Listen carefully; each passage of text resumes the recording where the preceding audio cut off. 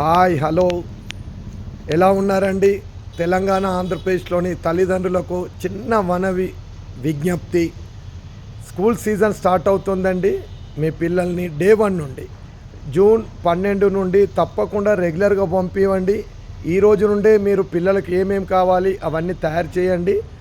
స్కూల్లో ఏ రోజు కూడా ఆబ్సెంట్ కాకుండా చూడండి. దాని ద్వారా మీ పిల్లలకు ఎడ్యుకేషన్లో డిస్టర్బెన్స్ లేకుండా ఉంటుంది.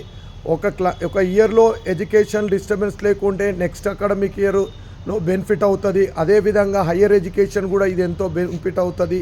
తర్వాత స్కూల్ ఎడ్యుకేషన్ అంటే మీకు బేస్ ఎడ్యుకేషన్. మీరు ఎప్పుడైతే స్కూల్ ఎడ్యుకేషన్లో పర్ఫెక్ట్ ఉంటారో పిల్లల లైఫ్ ఫ్యూచర్ బాగుంటుంది. ఇప్పుడు ఎవరికైతే ఎంసెట్లో ర్యాంక్ రావట్లేదో లేకుంటే నీట్ సీట్లో ర్యాంక్ రావట్లేదు అంటే అది ఓన్లీ మనకు స్కూల్ ఎడ్యుకేషన్లో అప్ అండ్ డౌన్స్ ఉండడమే.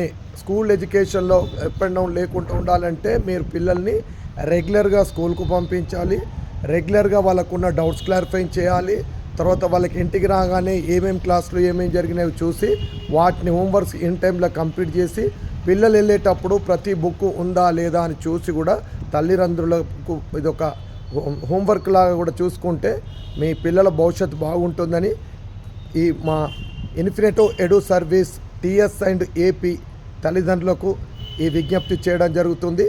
ఈ వీడియోను తెలంగాణ ఆంధ్రప్రదేశ్లోని ప్రతి తల్లిదండ్రులకు చేరే వరకు కూడా ఈ వీడియోను షేర్ చేయగలని మనస్ఫూర్తిగా కోరుకుంటున్నాము. జై భరత్ మాతాకి జై, జై జవాన్, జై కిసాన్.